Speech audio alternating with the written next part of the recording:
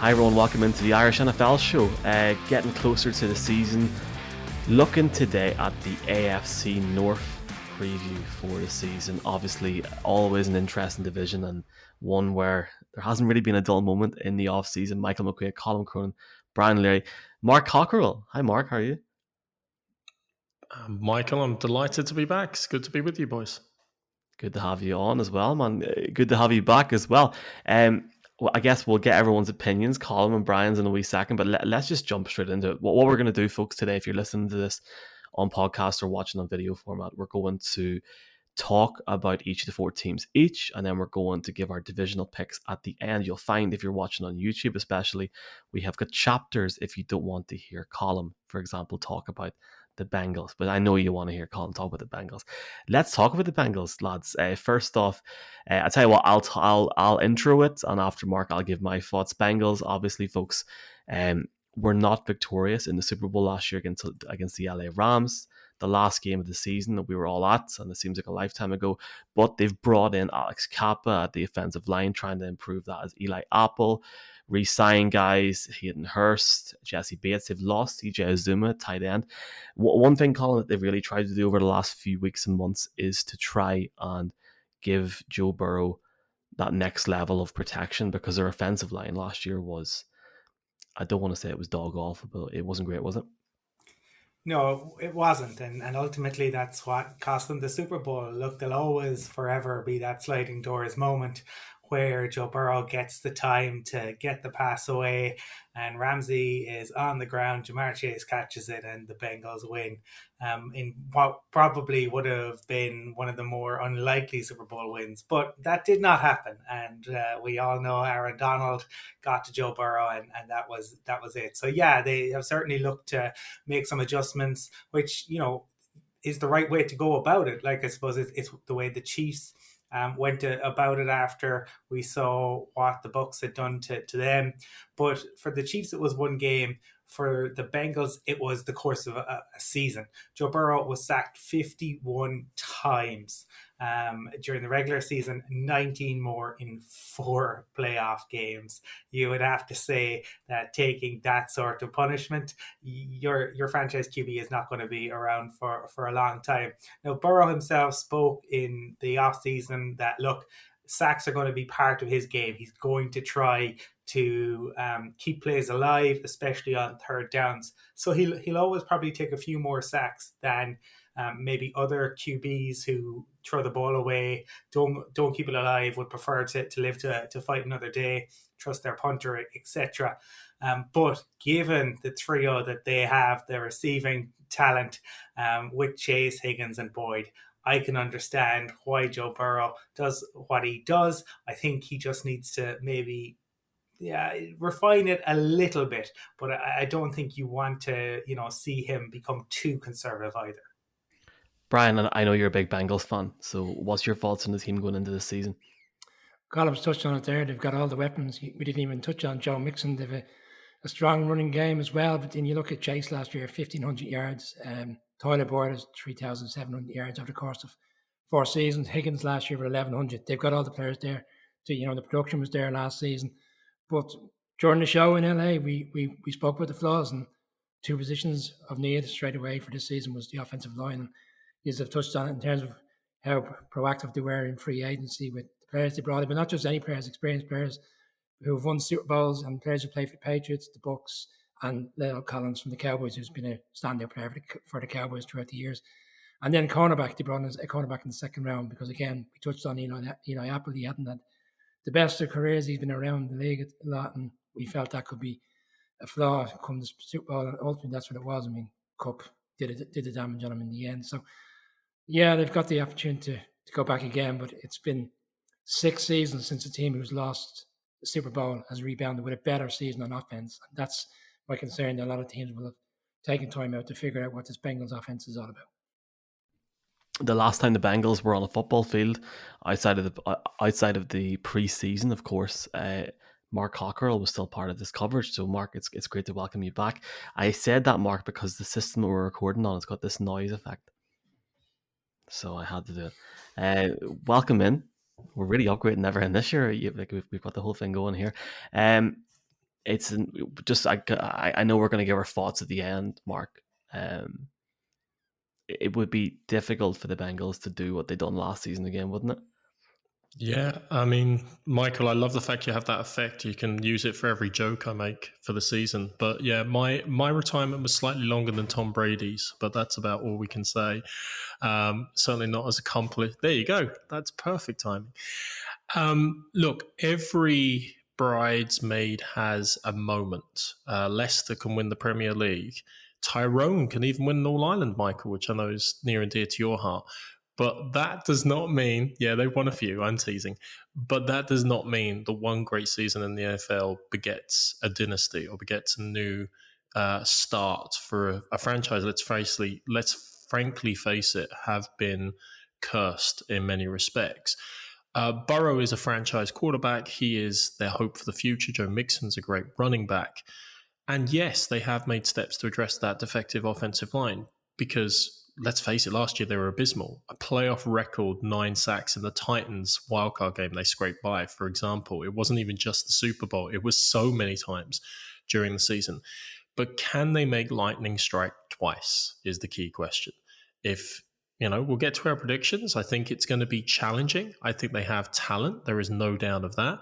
They also had a very effective defense last year that kept them in a lot of those games. But it's not going to be easy to replicate. They had I won't say a fortunate run, but bear in mind that, the Chiefs took out the Bills for them. The Chiefs then imploded in an absolute, implosion at Arrowhead. So those, serendipitous circumstances to all align. The AFC North is going to be a lot tougher this year as well. We haven't got to the Ravens, and God knows they can't be a snake bit on injuries as they were last season. So have they made strides? Yes. Have they made the right steps during the offseason? Yes. Can they be as lucky as they were last season? I would say no. There's a spoiler alert for the end. The Bengals are really interesting, and I was actually thinking there, Mark, especially when you said that, you almost forget now. I know they went 10-7 last year, 10-7, and reached the Super Bowl, and were 3 or 4 minutes from actually winning the Super Bowl at one point, arguably, if you look at it in that sense. They went to Arrowhead and beat the Chiefs in the AFC Championship game. The Chiefs weren't even the first seed. I mean, if you want to argue like that. The problem for them last year is the offense last year, especially the offensive line, relied too much on special players in the sense of Ja'Marr Chase, Joe Burrow, whereas they've tried to really upgrade this defensive line this season, whereas they bring in Alex Kappa. I did not know, lads, I was saying this yesterday, I did not know he played through a broken arm, broken legs. So, they are trying to improve themselves, but the problem that they're going to have, and we're going to talk about 3 other teams here now, is that division, maybe outside of the Browns for obvious reasons, depending on certain situations, has improved. The Steelers, who we'll talk about in a second, didn't have a quarterback last year, you could argue. So they may find it difficult to win 10 games if that division is very strong. But it remains to be seen what can be done. What sort of step can Joe Burrow take in his next year in the league remains to be seen. But they'll be up there, the AFC, and it's stacked. So it's anyone's guess. Like going into a casino and playing roulette, the AFC, to be honest with you, lads. And anybody that says it isn't, if you're a fan watching this and you're a Chiefs fan or whoever you support, it is. There's so many teams that have improved in this league in the AFC that it is a bit like roulette. But yeah, so we're going to go Steelers next, yeah? So Steelers finished. Just very quickly, one of the other things I really liked that the Bengals did was they had, I suppose they addressed the issues in the secondary, and the fact that Jesse Bates, it would seem at the time of recording this, will play on the tag. To have him and we didn't mention it earlier, Evan McPherson was absolutely outstanding for a rookie kicker. Now, the only thing is, outside of Justin Tucker, success for a kicker, no guarantee the following year, but he was absolutely brilliant. I'm really interested to see what he can do in his second year. He's a big Snoop Dogg fan as well, so almost forgot about that. The next team is the Pittsburgh Staders. The Pittsburgh Steelers went 9-7-1 last season with Ben Roethlisberger at quarterback. And I remember I did not watch his last game live, Colin. I watched it the next morning and fast forwarded through every series. And I have to say I'm impressed with Mike Tomlin to the fact that he got that team to 9-7-1. And now they've got Mitchell Trubisky, who sat behind Josh Allen in Buffalo. It's an upgrade, yeah? Yeah, is it? I mean, Ben Roethlisberger couldn't run the length of himself. He couldn't. But what Ben did was Ben had the quickest release of any QB last year. Ben helped out their O-line massively. Their O-line was atrocious last year, and if they hadn't had Ben Roethlisberger, anybody else almost would have, the fact that Big Ben was so big and he got rid of it so quick is the only thing that saved them, and Mike Tomlin's coaching. It's an interesting one because we've heard all through the summer that Mitchell Trubisky has struggled in camp. So I'm really interested to see, what that will mean. Okay, at one point, Mason Rudolph was talked about, but then the concern around Kenny Pickett was always that he took too long to hold the ball. I remember Sam Monson talking about that in the lead up to the draft, and that was a concern. Suddenly, Kenny Pickett makes his preseason debut, and he actually gets rid of the ball really quickly. So I wonder, I would have thought that Kenny Pickett would be a long way from getting the starting job. I wonder how far away he might be. That was the biggest concern, I think, around Kenny Pickett. So I think that we might see him sooner rather than later. And they, to me, have the most intriguing rookie wide receiver in George Pickens. He is absolutely phenomenal. He's amazingly entertaining, and the talent that he has. There was all the quote unquote character concerns, which are the reason that he fell. Well, Mike Tomlin kept Antonio Brown relatively under control for 9 seasons.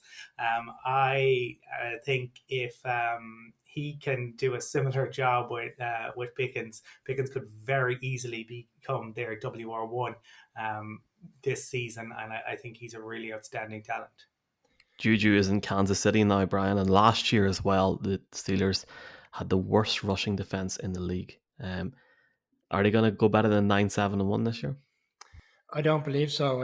I do agree with Colin on the Pickens situation. I would also caveat that with the fact that for 4 years in college he was injury free, and then the last 3 years he had serious injuries, which also was reflective in the reason why he went in the second round. Yeah, they've got wide receivers there. I mean, Deontay Johnson got paid in the offseason. Chase Claypool, they have the talent, but you touched on the defense there.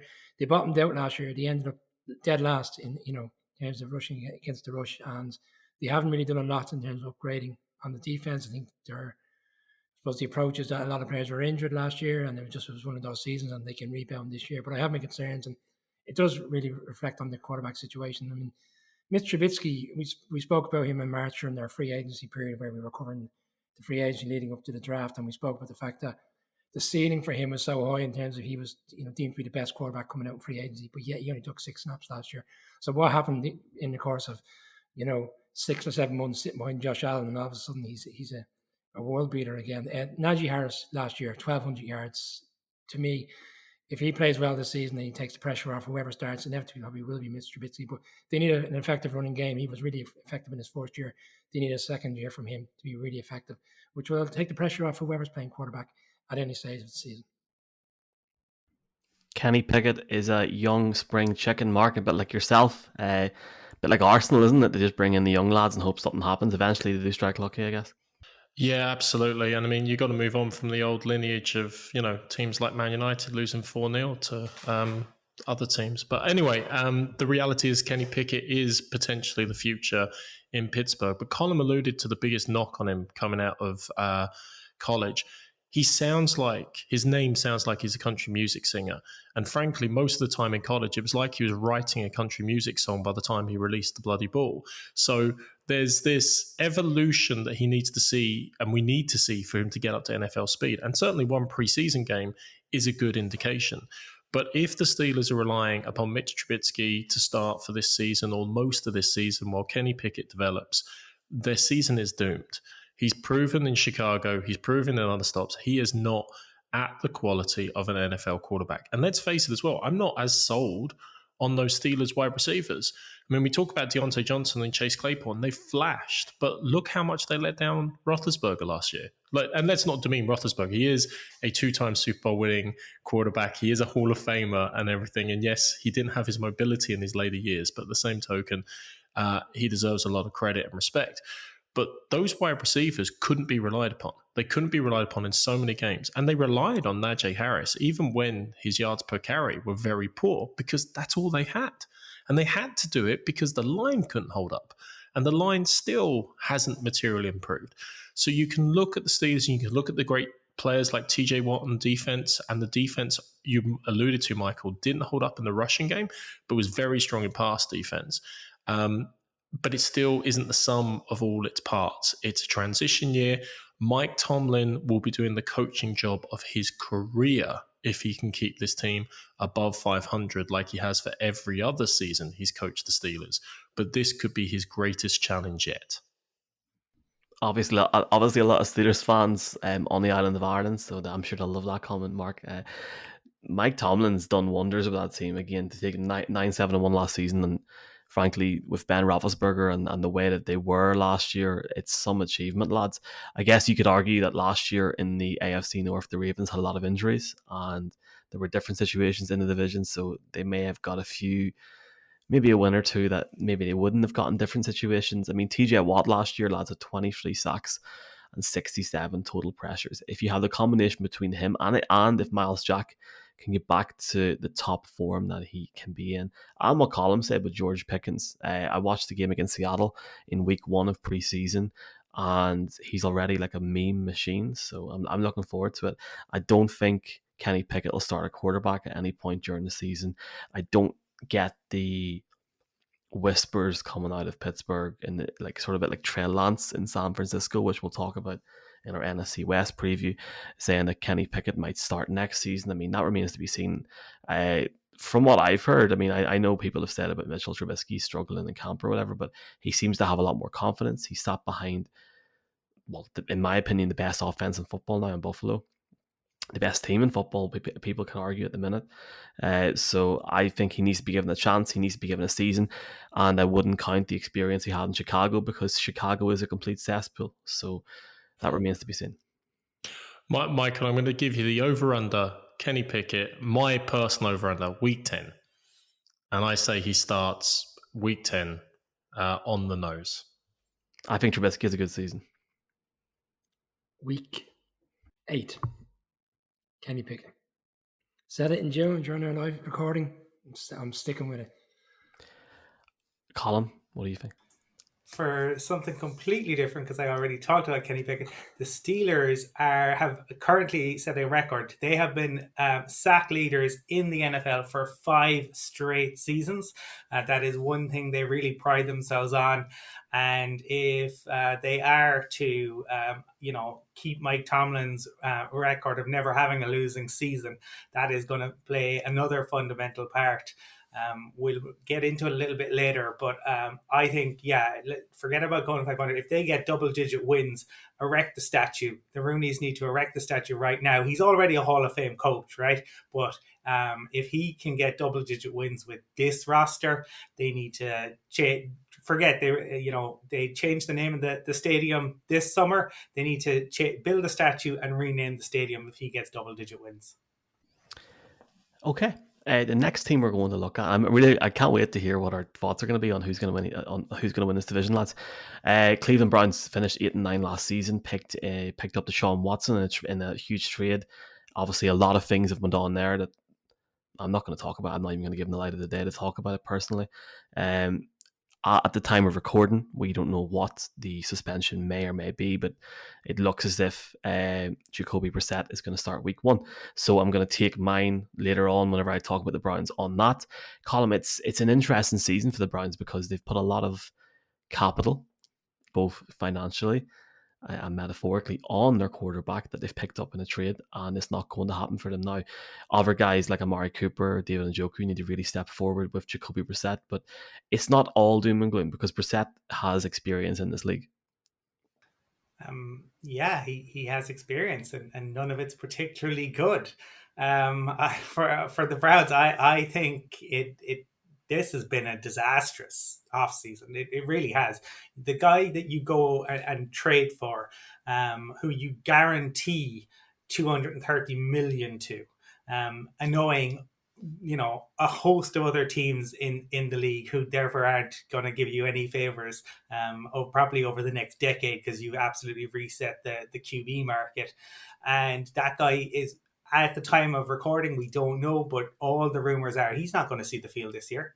He played, 1 of 5 for 7 yards when he did see him, and that was put down to rustiness. Well, what's it going to be like when he hasn't played for 2 full years? Look, for the Browns, all of the good feeling that was there, I've talked about it before. I remember a few years ago being in the woolshed when the Browns had the opportunity to win it, when they were coming off the back of so many losing seasons. This is their opportunity to get a win. The entire pub willed the Browns to it. Of course, that field goal hit the post. They didn't do it. But all of that good feeling, I think, has been unfortunately wiped away with what has gone on this offseason, and even the moves they made. They bring in Amari Cooper. You can say Amari Cooper is a very good wide receiver, but all of a sudden Kareem Hunt wants out. JC Treader goes in the offseason. Next thing, Nick Harris is done for the season. So it just feels like there have been a litany of things that have gone wrong for them. Maybe Brian or Mark will talk about the defense, which might be the one bright spot that they have. But for me, yeah, it has probably been 6 months to forget for the Browns. Defensively, they're sound. They're bringing back nearly the entire team that they've had last year. Defensive coordinator Joe Wood has got pretty much the entire team. There's players going into their second year that had a reasonably good first year in the league that you could argue will make a step up. And will they be in games because they have a really strong defense? Probably, but the situation offensively now has gone awry because of their quarterback. They've essentially looked at it and said, we have a really strong defense if we can only get the right quarterback. They felt they got the right quarterback, all things equal. We know that's not the case anymore.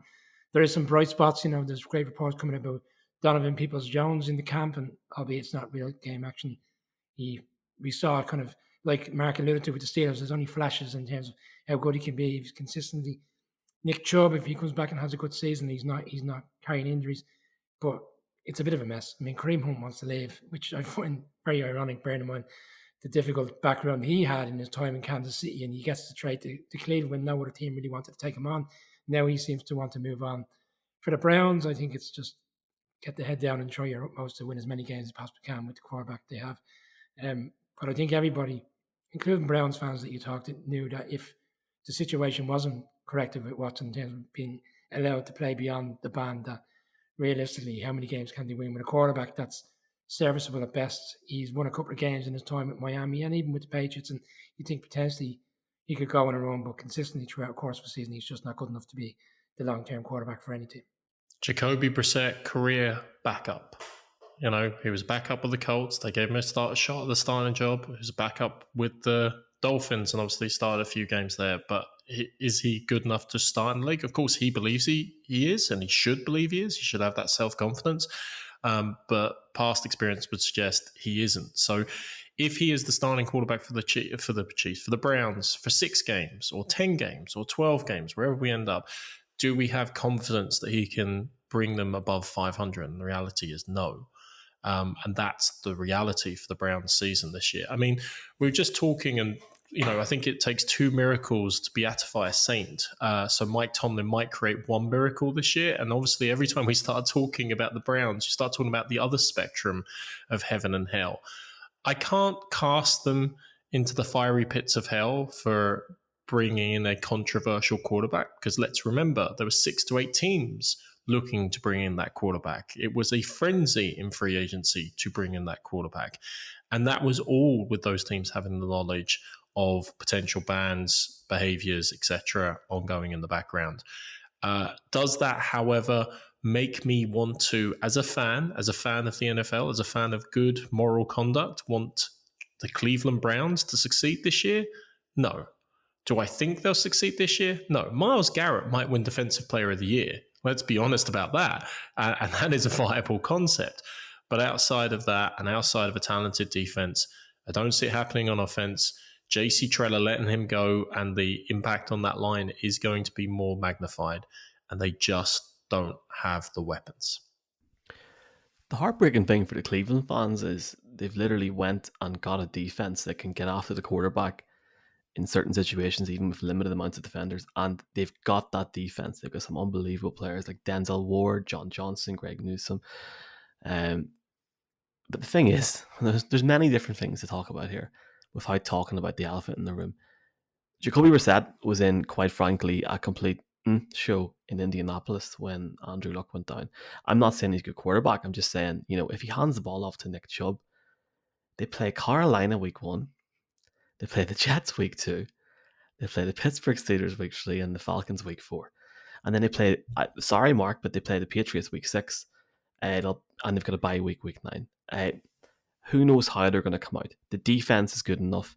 There are players. You got a game changer in Amari Cooper, and if Brissett can find a way with David Njoku, just this league never sleeps. It never ceases to amaze. You never know what can happen. Honestly, I don't know what's going to happen. Their division's going to screw them, and we'll talk about that at the end of this preview. But it's definitely not the year the Browns fans wanted, and I guess Deshaun will be like us week 1, sitting on the sofa watching Red Zone. Michael, can I make another point on Brissett? You've alluded to the games in which they play, and we've seen it in the past where he's a good quarterback in games in which the team he's playing for are comfortable. They're up by 2 scores. He can play the game to suit his skill set. If you look at games where he's in a fourth quarter with 6 minutes to go and the game's really competitive, there's a 2-minute drive at the end, and the game speeds up both offensively and defensively, he can't handle it. And ultimately, if you look at that division, throughout the years, no matter who's playing quarterbacks, those divisional games can be so tight at times. Ultimately, you're going to rely on him to pull out wins out of the fire, whether it's in Pittsburgh, Baltimore, and Cincinnati, obviously. So that's difficult for me. I find it difficult to see how he can lead that team to 2 big wins. Yeah, like those first few games that I mentioned are like cup finals to them. They have to get something out of them. And if they don't, they're probably going to be sitting in Kansas City next year, making the first pick of the draft. One team that will... Just to say one nice thing, because I'm sure there'll be Browns fans who feel I'm being very harsh on them and running them down. They drafted Cade York in as a kicker. He should be phenomenal. We talked about the Bengals and their rookie kicker. York went 15 of 19 on field goals over 50 yards in his college career. That is outstanding kicking, and it was an area that the Browns needed stability in. He should certainly offer that. So I've said something nice about them. I was just about to say, Colin, I mean, I'm not convinced, Michael, that David Njoku, he can be consistent, and Amari Cooper is no longer a game changer. I'm sorry, he wasn't a game changer anymore in Dallas, and that's why he's now in Cleveland. And when Colin is stretching to talk about their rookie kicker to find something nice to say, that just tells you how low the depths we are plunging in this regard. Look, I'll say this and I'll leave it at that. The quarterback situation and the GM situation in Carolina, we don't know who can be playing a quarterback in New York for the Jets. I'm not going to talk about the Falcons. New England have taken a step back. Nothing surprises me. That's all I'm saying. Baltimore, yeah, I feel like we could talk about this team for a long time. The Browns, 8-9 last season. I think I ruined their season by going to that game against Green Bay. Coach Harbaugh, Colin, signs an extension. Massive news for that team. And they've drafted some really, really good guys. They got the guy from, is it Hamilton? From Notre Dame. Yeah, the rookie safety. And look, they obviously were beset by injuries last year, and John Harbaugh came out and said he'd reorganized training camp following all those injuries. Hi, Vic Fangio, maybe you should have tried that in your 3 years in Denver. The fact, I suppose, Brian has talked about this a lot over the summer, rightly. Look, the Lamar Jackson contract. As we sit here today, that hasn't been resolved. That is a story that's only going to grow as the season goes on. And Lamar probably, he might lose a little bit of leverage in terms of if they don't get it done, there is the franchise tag that they can use twice if that's what they choose to do. So that is a story that's, I think, going to run and run. To me, I suppose J.K. Dobbins, we've seen him have a run-in with Ian Rappaport over the summer months about when he might be back. Gus Edwards will be back. For me, I suppose that they've got a lot of players coming back. Ronnie Stanley, Tyler Linderbaum as their rookie center. Their O-line, which was so disappointing last year and was a real issue, should be much stronger. They've guys coming back in the secondary. I think there is lots to like about this Ravens team as we go into the 2022 season. I felt it was a surprising move to see Greg Roman remain as the offensive coordinator. I know they had a lot of injuries and Lamar was out for a number of games, but the production levels did drop during that season. And we haven't even touched on the fact that they've traded away Hollywood Brown to the Cards, and I suppose they have rookies that came in last year and they didn't really set the world alight. I suppose there'll be big expectations on them.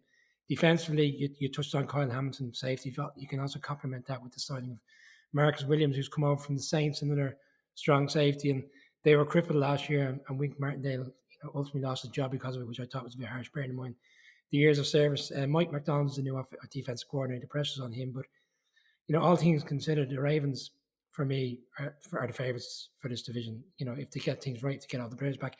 Those two running backs, which Collins alluded to, the 2020 season, over 3,000 yards combined between the two of them. So you've got Lamar with the run-pass option. You've got two strong running backs. If they are fit, the dynamic of that offense completely changed, and then they're a real strong side in terms of potentially going to the playoffs and potentially even further in terms of making a real run in the playoffs. But so I suppose, they've written off last season to come back stronger. Just with the players they had last year, they should be pushing stronger for this division. Yeah, pick the medical show.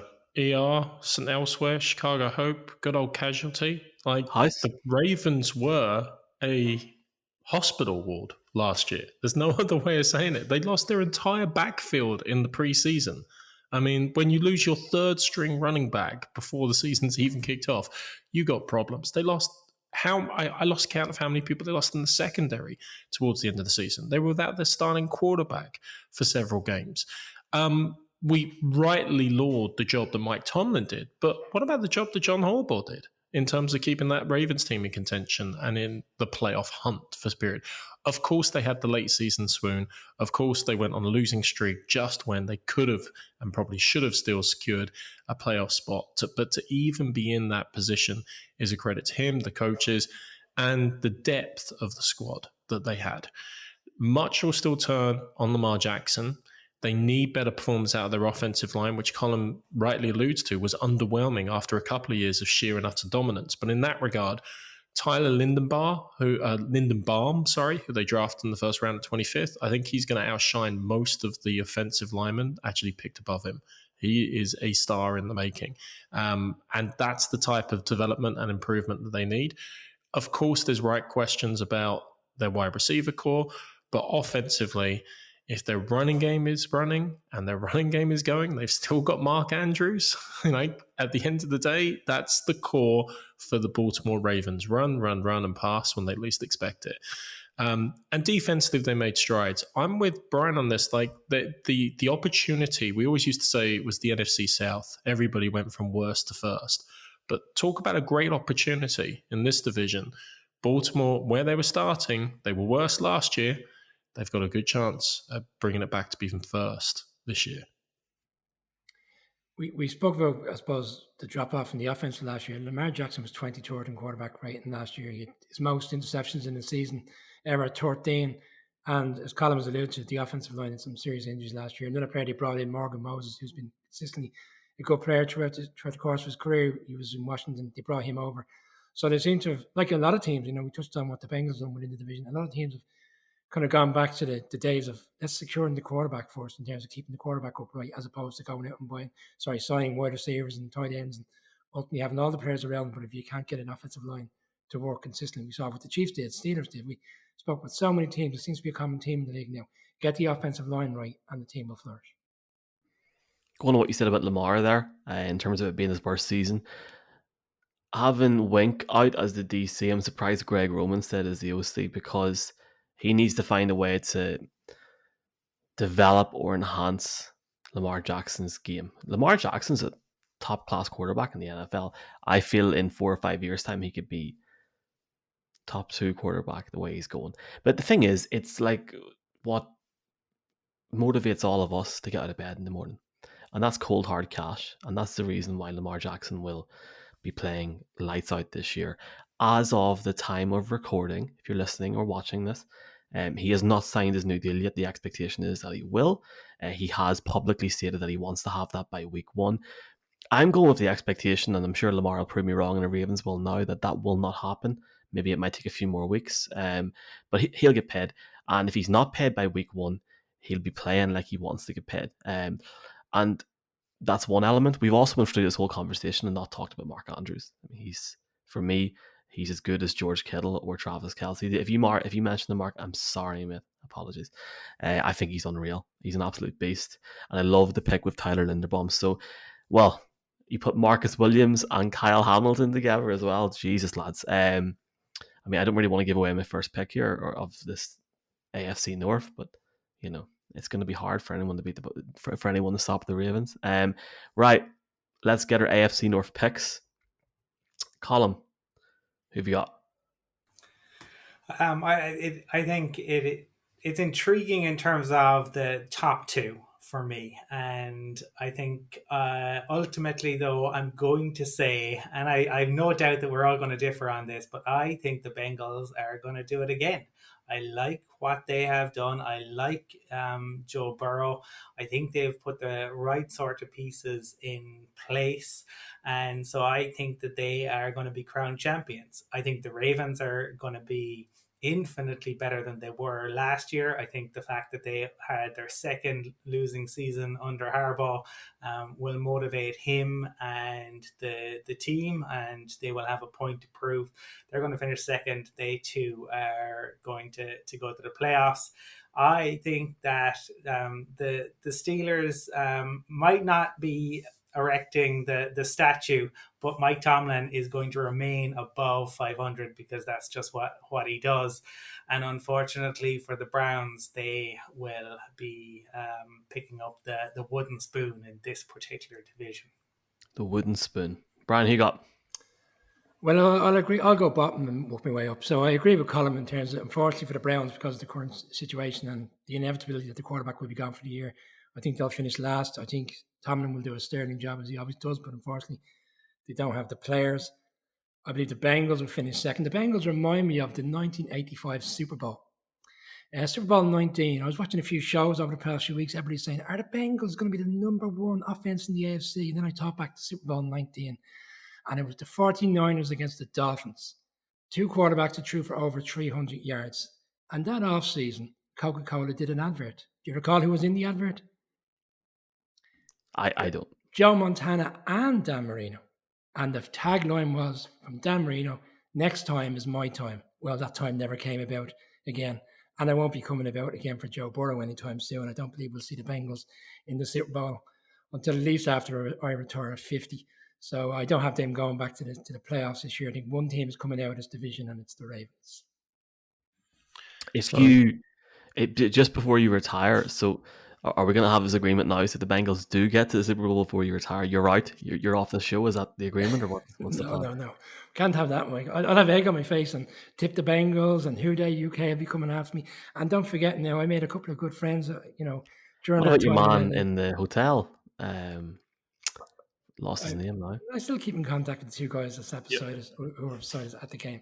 So anyway, Bengals Your second. man in the hotel. That sounds very dodgy, Michael. Sorry. Yeah.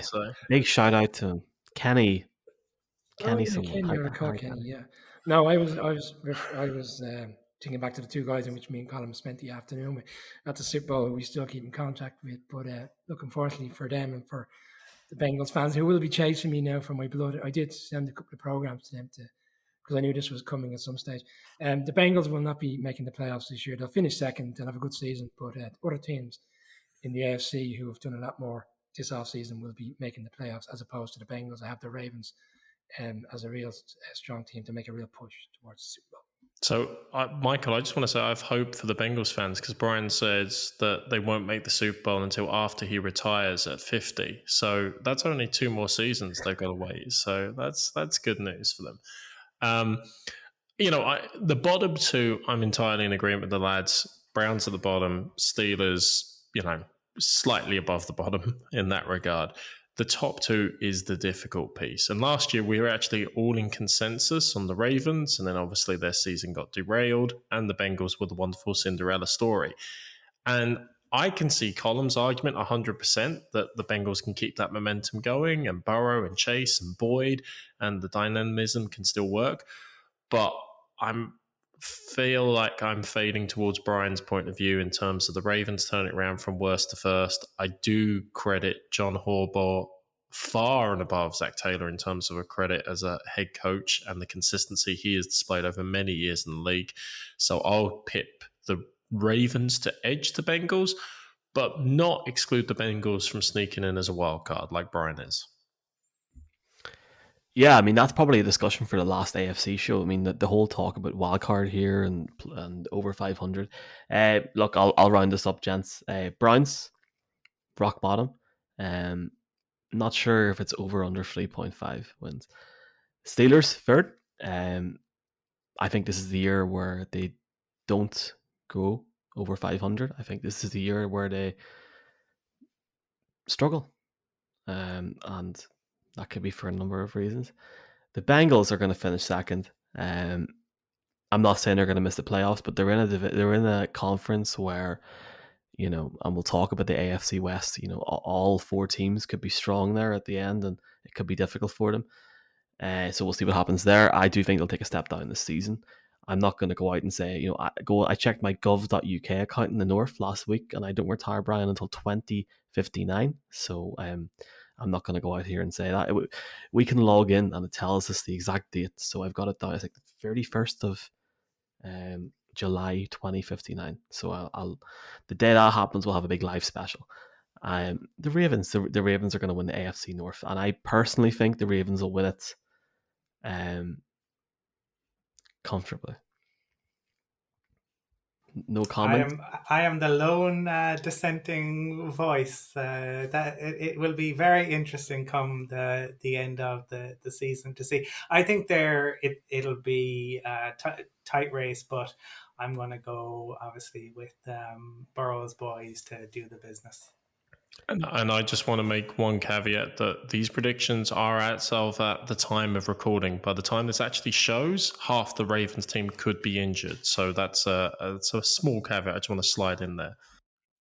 I did make the point that a lot of AFC teams have done some really smart business during the offseason across one division in particular, which we're going to get to later on, which will really whet the appetite for you boys who support one of the teams there. So just bear that in mind. I'm not suggesting that the Bengals are going to have a massive drop-off. I just think you're going to get to a stage come week 18 where there's going to be 3 or 4 teams vying for wildcard places with really strong seasons and wins. And these teams could essentially cut themselves off by beating each other. And that's why I see where the Bengals will fall out. They will have a good season, but I'm not sure they'll have enough wins to get them in over the line and into the hunt to be in Arizona in February. And this is what I love about the show, because I can put everyone on mute and nobody else gets the point in after this. Titans, Dolphins, Raiders, Chiefs, Broncos, Chargers, Bengals could all be going for that last 3 wildcard spots. That's it for our AFC North Preview show. I want to thank all of our sponsors, especially our official travel partner, Cassidy Travel, for the support on the Irish NFL show. Search Cassidy Travel both on the website, on Google search engine, Facebook, Instagram for great deals. There's loads of NFL deals as well. Big thanks to the team over at Cassidy Travel. And folks, you can check our Twitter accounts over the next few weeks for some giveaways ahead of the new NFL season. And if you're listening on the podcast, if you can give us a review, it would be very, very much appreciated. Any issues, you can email Mark podcast@irishnflshow.com. Looking forward to this, lads. That's the AFC North one done. You can check our YouTube channel out for more previews ahead of the kickoff between the Rams and the Bills on September the 8th. Cheers.